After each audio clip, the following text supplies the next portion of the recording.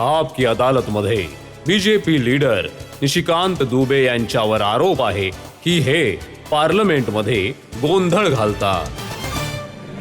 निशिकांतजी, recent video मी पाहिला आहे ज्यामध्ये काँग्रेसच्या आणि दुसऱ्या पार्टीच्या ज्या वुमेन एमपीज आहेत त्यांनी पंतप्रधानांच्या खुर्चीला घेरलं आहे.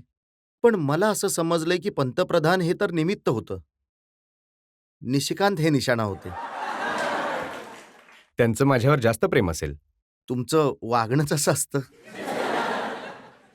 नाही, मी खरं बोलतो आणि बोलण्यामध्ये माझ्या या सगळ्या खऱ्या गोष्टी येतात. मी काय करू? मग महिला असो किंवा पुरुष असो, सगळे वैतागलेले असतात आणि मला त्याचा आनंद होतो. आग लावण्याचं काम करता तुम्ही. नाही, मी आग विझवण्याचं काम करतो. कालच किरण रिजिजूजींनी तो व्हिडिओ पोस्ट केला आहे. जेव्हा पंतप्रधानजींकडे जे आहे आपल्या घटनेसाठी ज्याच्यासाठी पंतप्रधानजी नाही आले, तर त्यामध्ये योगायोगाने जे आहे माझ्या फ्रेममध्ये जे आहे पूर्णच्या पूर्ण व्हिज्युअल आहे की मी खिशामध्ये हात ठेवून मला लोक घाबरतात. मला कोणीही घाबरू शकत नाही. त्यामुळे प्रियंका गांधी म्हणा किंवा सोनियाजी आणि राहुलजी ते घाबरतात.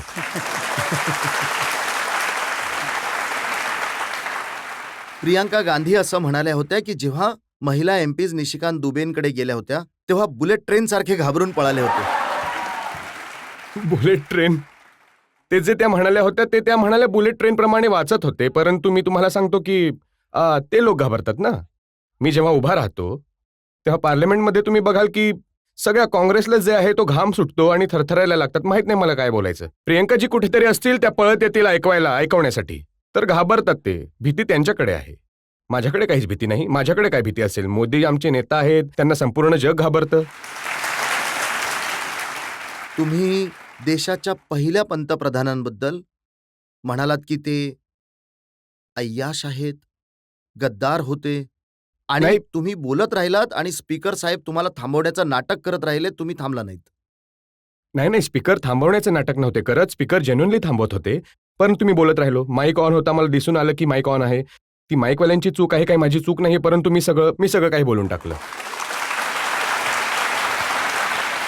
परंतु जे काही मी बोललो ते माझे काही वैयक्तिक विचार नव्हते. जी पुस्तकं होती ती मी पुस्तकांमध्ये जे लिहिलं होतं तेच बोललो. हे बघा, तुम्ही कसं जस्टिफाय कराल? तुम्ही म्हणालात या देशाच्या जितक्या समस्या आहेत ती नेहरू कुटुंबाची देण आहे, भूक त्यांची देण आहे, अय्याशीची देण आहे, गद्दारीची देण आहे, कपटाची देण आहे, भ्रष्टाचाराची देण आहे. आज सुद्धा मी या गोष्टीवर ठाम आहे की जे पुस्तकांमध्ये लिहिलं आहे तीच वास्तविकता आहे. तुम्ही हे सांगा की आपल्या समस्या काय आहेत?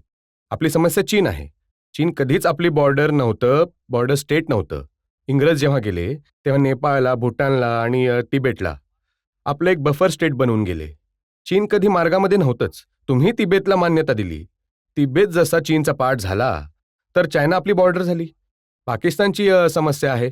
पार्टिशन का झालं? एडविना नेहरूबद्दल आपण जे बोलत होतो, जे पुस्तक तुम्ही दाखवलं आता, त्यामध्ये काय लिहिलं आहे की हे जे संपूर्ण ऐशोआराम करायचे आणि यामुळे जे आहे माउंट बॅटन बरोबर यांनी तडजोड करून की कसं यांना देशाचा पंतप्रधान बनायचं आहे यांनी भारताची विभागणी केली.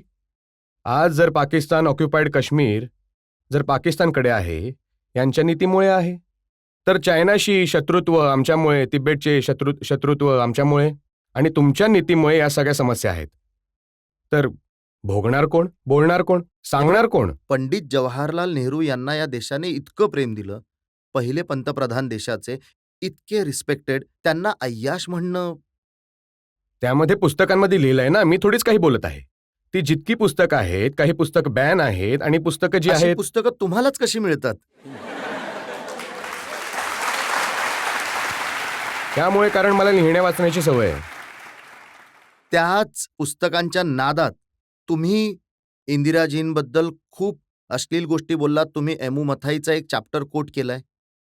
एमू मथाई ना जेव्हा जनतेच्या माहितीसाठी 1959 मध्ये त्यांना जेव्हा काढून टाकलं, त्यांचे पी असायचे, ते नेहरूजींचे पी असायचे आणि तुम्हाला माहिती आहे की हे ट्रस्ट बनवलं होतं. जे ट्रस्ट त्यांनी बिर्लाजींकडून घेऊन दिलं होतं, तो 30 जानेवारी जो मार्ग आहे आता, ते मथाईचं ऑफिस असायचं.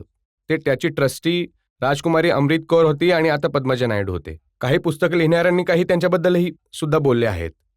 आणि त्याच्यावर जेव्हा करप्शनच्या चार्जेसवर जेव्हा चर्चा झाली पार्लमेंटमध्ये, तेव्हा 1960-1961 मध्ये नेहरूजींनी एक कमिटी बनवली. विष्णू प्रकाशजी जे आहेत कॅबिनेट सेक्रेटरी होते. आणि त्या कमिटीचा रिपोर्ट जो आहे की मथाईने जितके पैसे घेतले बिर्लाकडून किंवा मथाईला जो 30 जानेवारी मार्ग दिला किंवा मथाईने जे आपलं घर बनवलं एकदम इमानदारीने घेतलं, सगळं काही एकदम पूर्ण ट्रान्सपरंट आहे, मथाईपेक्षा चांगलं काहीच नाही. तर जेव्हा मथाई हे लिहित आहे की मी 12 वर्षांपर्यंत इंदिराजींबरोबर वाईफ आणि हस्बंड प्रमाणे ठेवलं, तर माझा काय दोष आहे यामध्ये? मी तर मथाईला कोट केलं, वाचलं, जनतेला सांगितलं, जनता वाचेल. तो चॅप्टर मी वाचलाय. पण जेव्हा मोरारजी पंतप्रधान होते तेव्हा त्यांनी ते पब्लिश करण्याची परवानगी दिली नव्हती. इंदिराजींचं या देशाच्या प्रती एक कॉन्ट्रिब्युशन आहे. त्या शहीद झाल्या होत्या. कुठल्या तरी एका माणसाने त्यांच्याबद्दल काहीतरी लिहिलं. मी हे म्हणत आहे, जेव्हा मथाईला तुम्ही इमानदारीचं सर्टिफिकेट देता, मथाई म्हणतात की तुमचा पाठ जो काही ते त्यांनी केलं, 12 वर्षांपर्यंत तो नेहरूजींचा PS होता. 1947 पासून 1959 पर्यंत. आणि जेव्हा मथाई काहीतरी लिहित आहे, त्याला तुम्ही डिफेंड करत आहात. मथाईचीच नाही, धीरेंद्र ब्रह्मचारीची गोष्ट आहे, दिनेश सिंगची गोष्ट आहे. या सगळ्या गोष्टी खोट्या असू शकत नाहीत. ललित नारायण मिश्राच्या हत्येची गोष्ट आहे. आज सुद्धा सुप्रीम कोर्टमध्ये केस चालू आहे. या सगळ्या पुस्तकं लिहिणाऱ्यांनी मी जे आता लायब्ररी बनवत आहे, त्यामध्ये केवळ मथाईचेच पुस्तक नसतील, दिनेश सिंग यांचे पुस्तक असतील, धीरेंद्र ब्रह्मचारीचे सुद्धा पुस्तक असतील, यामध्ये ललित नारायण मिश्रांची असतील. तर सगळी पुस्तकं जर एकत्र लिहित आहेत, तर तुम्ही पुस्तकवाल्यांना पकडा ना, पुस्तकवाल्यांवरती FIR करा. मी तर पुस्तकातील गोष्टी जनतेला सांगत आहे. जी कुठली पुस्तकं नेहरूजींच्या विरोधात, इंदिराजींच्या विरोधात, राजीवजींच्या विरोधात लिहिली गेली आहे, ती सगळी गोळा करणार का तुम्ही? गोळा करतोय आणि रोज मला व्हॉट्सअप येत आहे, त्यामुळेच तर लायब्ररी बनवतोय. एकत्र या सगळ्या गोष्टी मिळतील, यामुळे मिळतील कारण जेव्हा मी सत्तेमध्ये आलो 2014 मध्ये, तर मी तर सोशल मीडियाच्या काळामध्ये आलो. निशिकांत दुबे कुठे उठत आहेत, कुठे बसत आहेत, कुठले कपडे घालत आहेत, कुठे जात आहेत, पंतप्रधानजी काय करत आहेत, गृहमंत्रीजी काय करत आहेत.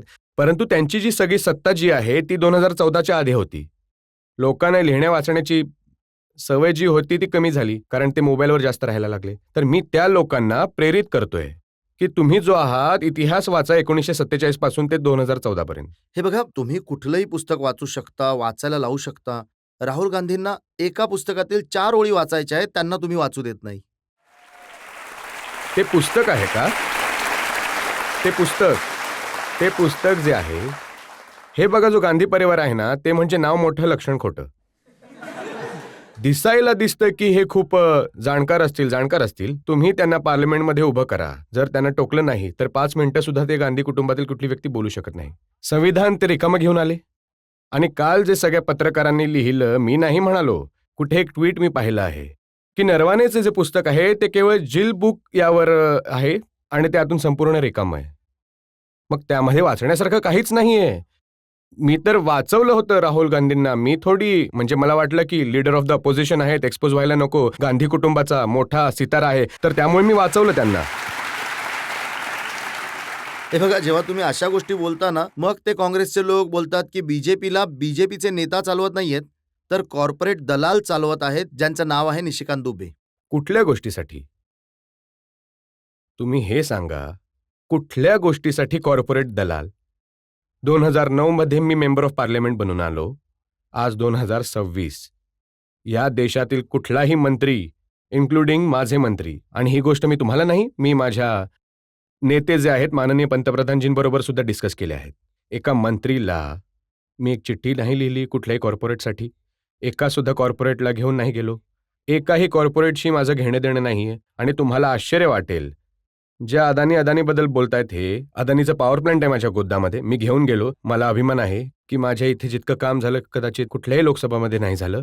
मी आजपर्यंत त्याचा कुठला CSR फंड नाही घेतला, मी आजपर्यंत कुठली गाडी नाही घेतली, माझा काही संबंध नाही. आणि मी खुलेआम लोकसभेच्या फ्लोअरवर चॅलेंज केलं आहे काँग्रेसला की जर हिंमत असेल तर मला सांगा माझा कॉर्पोरेटशी काय संबंध आहे. ते कदाचित यामुळे म्हणतात की एका काळामध्ये तुम्ही एका मोठ्या कॉर्पोरेटसाठी काम करत होता. हो, मी डायरेक्टर होतो. 1993 पासून ते 2009 पर्यंत मी SR मध्ये डायरेक्टर होतो आणि मी खुलेआम ही गोष्ट बोलतो. आणि जर SR माझ्या लाईफमध्ये नसतं तर मी सुद्धा दलाली करत असतो. हे बघा, तुम्ही काँग्रेसबद्दल जेव्हा पुस्तक वाचत होता तेव्हा तुम्ही हे सुद्धा म्हणालात की यांचं कॉर्पोरेट कल्चर असं होतं की यांनी आपल्या कुटुंबासाठी पैसा एकत्र केला आणि त्यांना एम्प्लॉयमेंट मिळवून दिलं, त्यांची घरं बनवली. तुम्हाला आश्चर्य वाटेल की लायसन्स परमिट कोटा राज, त्यामध्ये बिर्लाजी किती देणगी देत आहे, देणगीबद्दल आपण बोलत नाही. जितकी देणगी आली 1960च्या इलेक्शनमध्ये, 1962च्या इलेक्शनमध्ये, 1965च्या इलेक्शनमध्ये सगळी टाटा बिर्ला डालमियाने दिली आहे. सगळ्या लायसन्स परमिट कोटा राजमध्ये बिर्लाजी जे आहेत ते अँबॅसिडर बनवतील, बजाजजी जे आहेत ते स्कूटर बनवतील, दालमियाजी सिमेंट बनवतील, टाटाजी स्टील बनवतील. कुठल्याही बिझनेसमॅनला येऊ दिलं नाही. तर जेव्हा ह्या प्रकारच्या गोष्टी असतील तेव्हा तर मला वाचावे लागतील ना की तुम्ही काय केलंय. या सगळ्या गोष्टी कोण सांगतं तुम्हाला? या सगळ्या गोष्टी मी वाचतो, मला वाचायची आवड आहे. मला वाटतं की जनतेने सुद्धा वाचलं पाहिजे. मला रिसर्चची खूप आवड आहे आणि मी रिसर्च स्वतः आपलाच करतो. 2 तास रात्री मी नक्कीच वाचतो जेव्हा मी झोपायला जातो. काँग्रेसचे लोक तर असं म्हणतात की निशिकांत दुबेला अनलिश केलं आहे ऑपोजिशनवरती मोदीजींनी. मी तुम्हाला सांगतो की मोदीजींचा नावाचा इतका प्रभाव आहे अपोजिशनवर.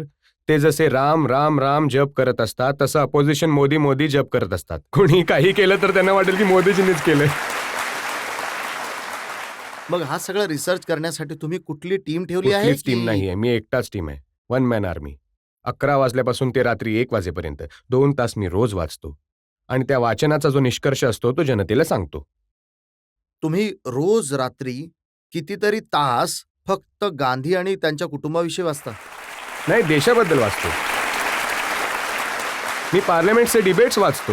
या सगळ्या गोष्टी ज्या मी तुम्हाला सांगितल्या त्या पार्लमेंटचे डिबेट्स आहेत आणि त्या पार्लमेंटमध्ये कित्येक डिबेट्स जे आहेत ते उपलब्ध आहेत, ऑनलाईन सुद्धा उपलब्ध आहे किंवा लायब्ररीचे तुम्ही मेंबर झाला तर तुम्हाला मिळतील. तुम्हाला कळेल की काय होत होतं. हे बघा, जी काँग्रेसच्या एमपीजनी तक्रार केली आहे स्पीकर साहेबांच्या विरोधात, ज्यामध्ये त्यांना स्पीकरनं काढून टाकायचं आहे, त्यामध्ये सुद्धा प्रॉमिनेंटली तुमचं नाव आहे. त्यांची मोठी तक्रार आहे की तुम्ही 2 पूर्व पंतप्रधानांचा अपमान केलाय पार्लमेंटमध्ये उभा राहून आणि या स्पीकरने थांबवलं नाही तुम्हाला. कुछ तो लोग कहेंगे, लोगों का काम है कहना. मी माझ्या गोष्टी सांगितल्या, त्या गोष्टी पुस्तकांमध्ये लिहिल्या आहेत. त्या मला एकदा नाही 50 वेळा जरी बोलावं लागलं तरी मी 50 वेळा बोलेन. पण तुमच्या नादात स्पीकर साहेब अडकलेत, त्यांच्या विरुद्ध आता रिमूव्हलची नोटीस आली आहे. आता स्पीकर साहेब जे आहेत ते आपला निर्णय स्वतः घेतील, कारण अपोजिशन त्यांना माहीत आहे अपोजिशनकडे बहुमत नाहीये. त्यांच्या कृपेवर जे हे स्पीकर साहेब आहेत असं नाही. एनडीएने त्यांना बनवलं आहे, एनडीएचं बहुमत आहे. जोपर्यंत आपलं बहुमत आहे आपले स्पीकर राहतील. त्यामुळे काँग्रेसला कसं आहे की 95 निवडणूक राहुल गांधी निवडणूक हारलेत, तर कुठलीही मीडिया जी आहे ना त्यांना सिरियसली घेत नाहीये. कुठे ते छापत नाहीये. जनतेमध्ये तर ते जसं संपलेच आहेत, मीडियामध्ये सुद्धा संपले. तर त्यामुळे ते काही ना काहीतरी नवीन नवीन गोष्टी बोलत असतात. आता स्पीकरच्या विरुद्ध जे आहे इम्पीचमेंट मोशन झालंय. जनता वोट देत नाहीये, मीडियामध्ये छापलं जात नाहीये, पार्लमेंटमध्ये तुम्ही बोलू देत नाही. मग त्यांनी विचार केला पाहिजे ना आपला आपणच की काय झालं त्यांच्याबरोबर. मी तुम्हाला सांगतो की काँग्रेस आमच्या इथे बिहारमध्ये खूप एक चांगली म्हण आहे कि नहीं खायब खायब भर थारी, नहीं सुतब सुतब गोरथारी. तर राहुल गांधींची परिस्थिती हीच आहे की हे करेन ते करेन, हे इलेक्शन जे आहे रेगिंग झालं, हे नरवानेचं पुस्तक आलं, ही फाईल आहे आमच्याकडे, मी ॲटम बॉम्ब बनवेल. नंतर काय वाटेल तुम्हाला? Tie fish. जनतेमधून 1-2 प्रश्न घेऊ शकतो?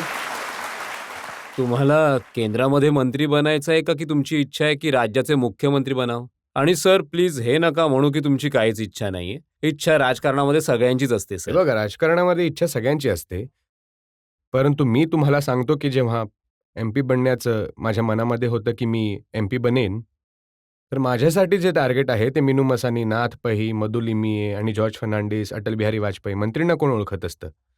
आणि पार्टीला जी संधी दिली, मी आज सुद्धा हे म्हणू शकतो की पार्टीने जितकी संधी दिली as a member of parliament, जे माझं कॉन्ट्रिब्युशन असलं पाहिजे ते पार्लमेंटमध्ये आहे आणि मी यामध्येच खुश आहे. तुम्ही यामध्येच खुश आहात की तुमच्यामुळे पार्लमेंट चालत नाहीये?